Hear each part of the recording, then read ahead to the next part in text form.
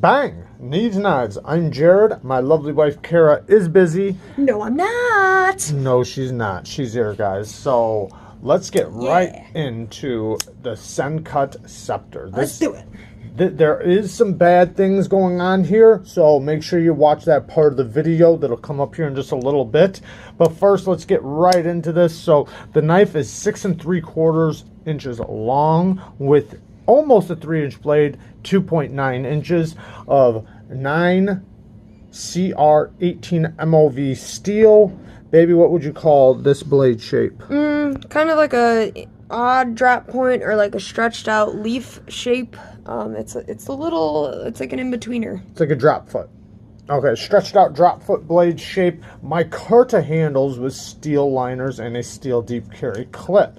Now, this knife has 120 thousandths inch or 120 thousandths blade, and so it's relatively thin, and behind the edge thickness it gets down to about 15 thousandths, which is really nice. And we are going to sharpen this knife at towards the end of the video, so stay tuned for that because I want to show you this new stone I'm going to sharpen this on. So the blade cutting performance is actually pretty good, especially for how small this knife is. It is a relatively small knife, but the blade to handle ratio and the geometry of the handle and blade together just work really good for cutting performance, and it does slice very, very well. It's not a large knife, so you know, just for a basic EDC knife, it's gonna do everything you can pretty much throw at it that you would throw at a knife like this, and it performs very well. Now, the utility cuts, it does have a nice acute tip that is really good for utility cuts, especially because of the way the blade and tip angle down towards the thing you're cutting, and it gives you a lot of leverage towards the tip of that knife for the utility cuts.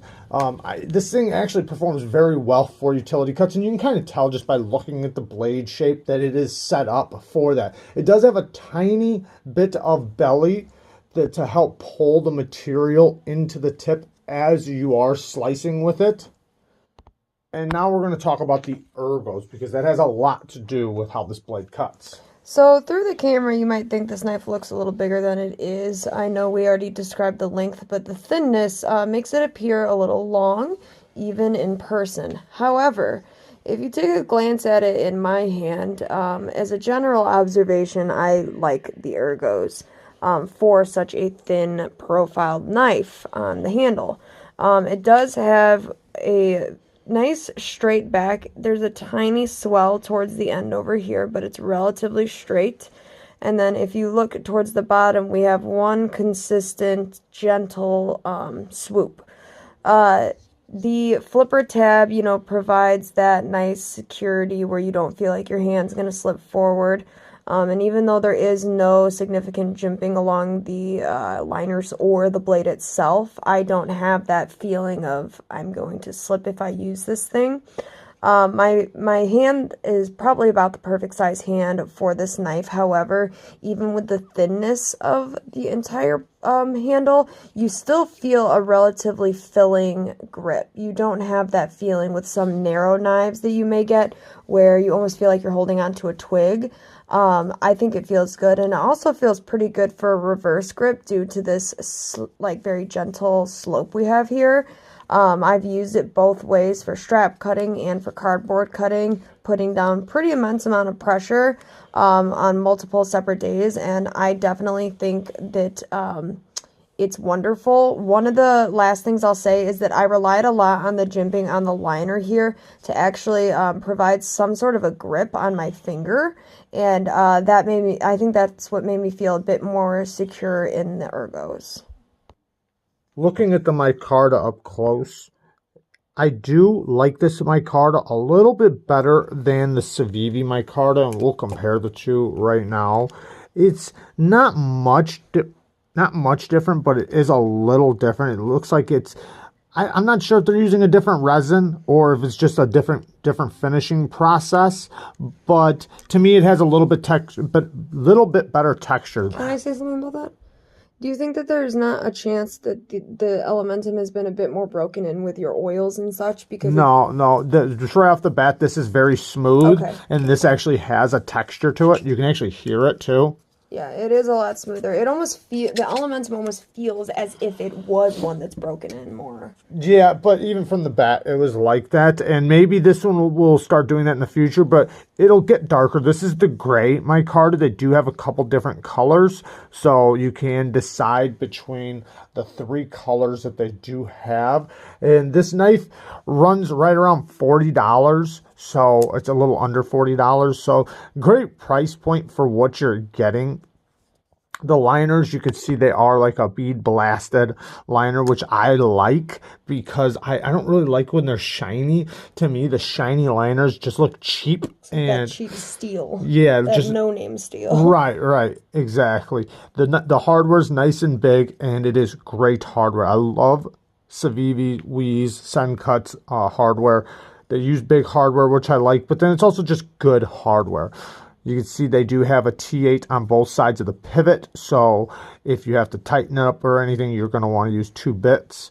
Let's get into the action. So the action I found to be pretty decent. The thumb stud action is probably my favorite use on it. It's very, very snappy. The D10 is strong enough in a way where you feel that nice pop, but not too strong where it's a pain to get it out. The flipper tab action I like. I personally seem to think that a good light switch is the best way. You can push button it, but I just prefer the feeling of the light switch, like a very strong one.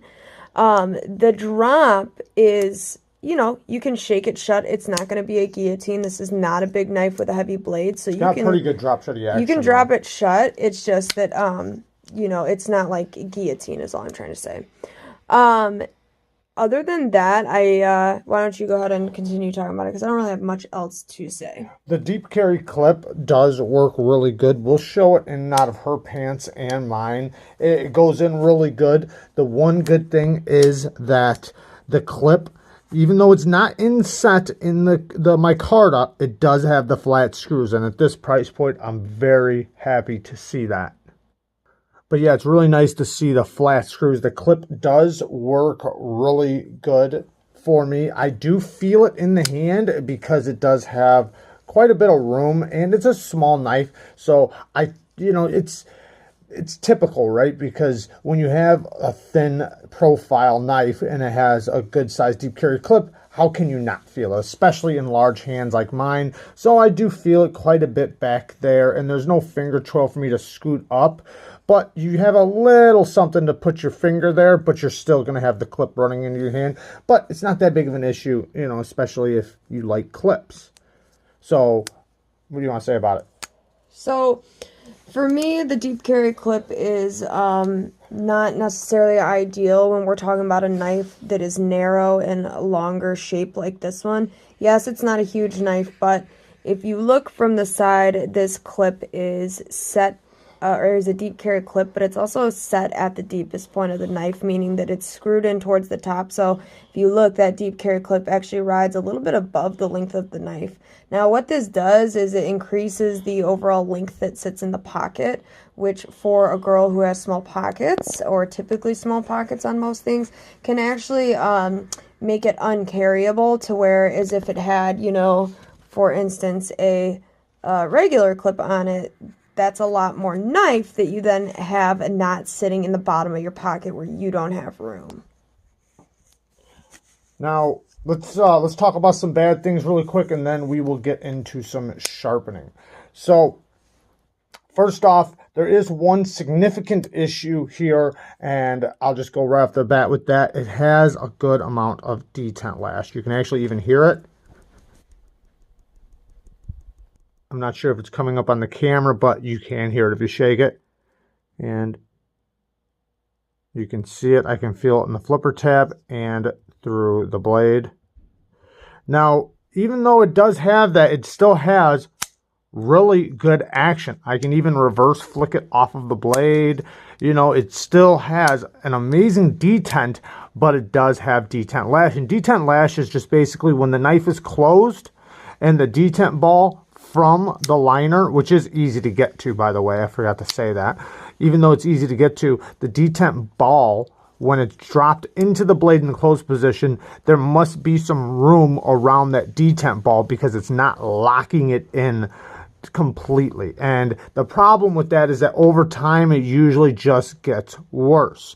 So that's one thing. The next thing, the next ones are all going to be very little nitpicks. I'd like to see this inset in the micarta, but I'm happy to see the flat screws. The next thing, the clip, like I was saying before, is it bothers your hand a little bit, but for a small knife, I can't complain too much about that, especially at this price point. The thumb studs are really close to the frame, but they're still very easy to access, but there are some times where I kind of slip off of them, but luckily the detent is tuned really nice, and the action is really good. The biggest issue, I think, with this knife, because I do like the sharpening choil, I think they left you plenty of meat, I like the geometry. It is a flat ground blade, so all the other knives were hollow grinds, which, I'd rather see on this, but just since they did such good geometry, I'm actually happy with this type of flat grind. So the biggest issue, in my opinion, is just that detent lash. Now, let's do some size comparisons really quick. All right, here is the Kaiser Swags Swayback. And then here is the Civivi Pintail. They are all about the exact same size. We have the Civivi Elementum Neeves Knives Edition. These two are a great comparison. If you like the Elementum and you want it with thumb studs, this is a good option. And so is the Pintail that she already showed. And then one more. Okay, we have the... Whoops. Well, actually, whoa, two more. We gotta redo that. There we go. Benchmade mini grip. This is the sheep's foot blade.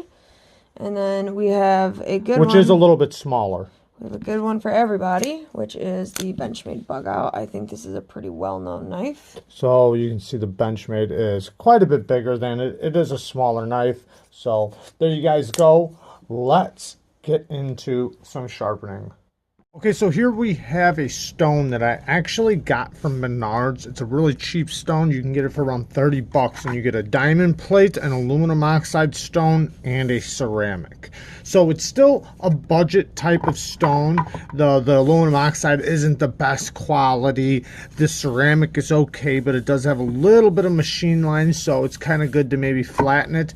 But you are getting a great deal here for the money, and it has a stand. So let's show sharpening on this stone, because not only is this a decent stone for the money, but this is a perfect knife for a system like this. So because it has a nice sharpening choil, it's very easy to sharpen on this diamond plate. And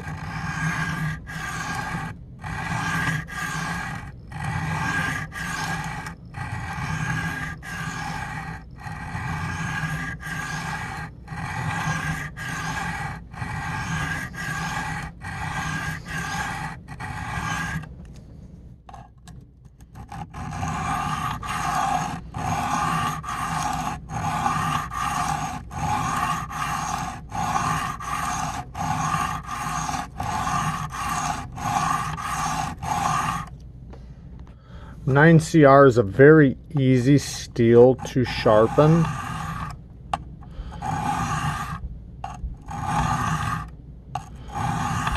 And this blade shape is also a very easy blade shape to sharpen. After getting a burr on both sides of the knife, I'm going to flip to the aluminum oxide side. Now, I like to use soap and water with my aluminum oxide. You could use an oil. This one says you can use it dry or you can use it with water, but the soap to me just helps keep the steel particles off of off of the surface.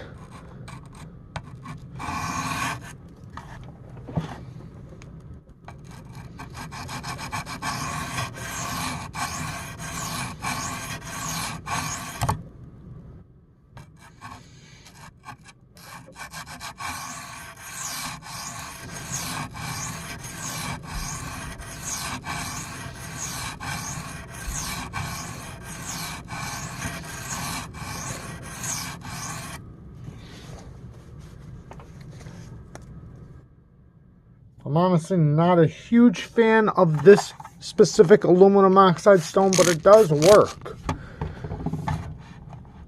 It's just a little softer than most aluminum oxides that I'm used to.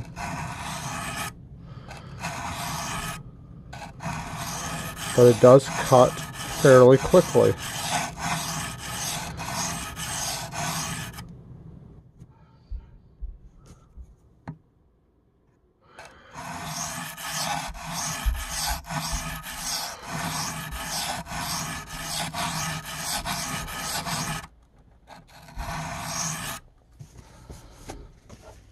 Now let's flip to the ceramic. Now this ceramic I have not flattened with my diamond, but it did have a little bit of machine lines in it, and I've just been working it out with sharpening. But you could always flatten these with a diamond plate or some type of flattening stone, but it seems like it's working itself out just from sharpening on it.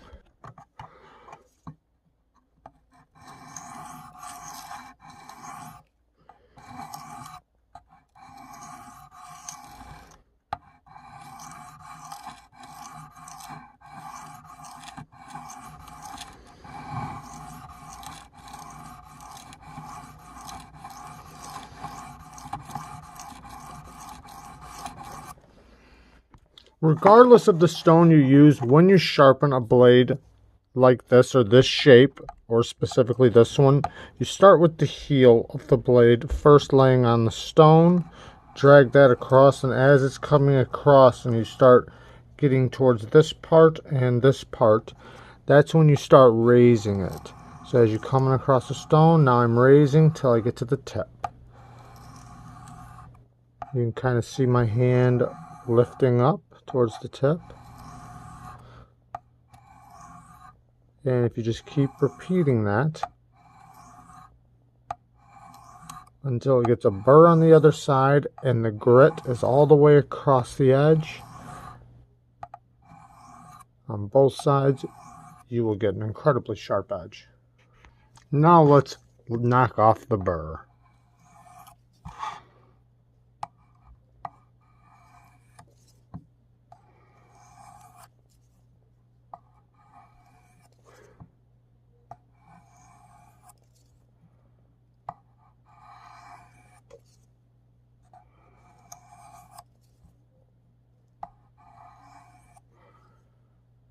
Time to strap. This is a very easy blade shape to sharpen, and because they gave you a good sharpening choil, that also makes it very nice and easy to sharpen. And then it's 9CR18 MOV, so it's probably ain't gonna be my most beautiful or best edge in the world, but I guarantee this is going to be very, very sharp. Let's test it. Let's check it on some paper. Oh yeah, very, very sharp. It's actually even sharper than I thought. Let's do a nice slow cut.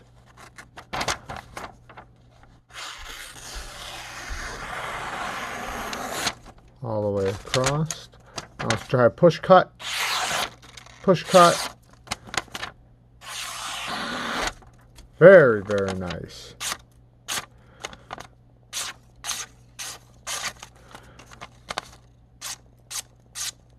The edge that came on the knife was pretty decent, but this one is really nice. Let's take a close look at it. Like I said, it's not the most beautiful edge I've ever put on a knife, but it looks really good. And it's extremely sharp. You can see some of the spots, or at least I can, where my angle changed just a little bit. I was working over a camera, but you can see the parts where I changed angle just a little bit, but I was working over the top of a camera, and it looks really good considering. And like I said, it is very, very sharp.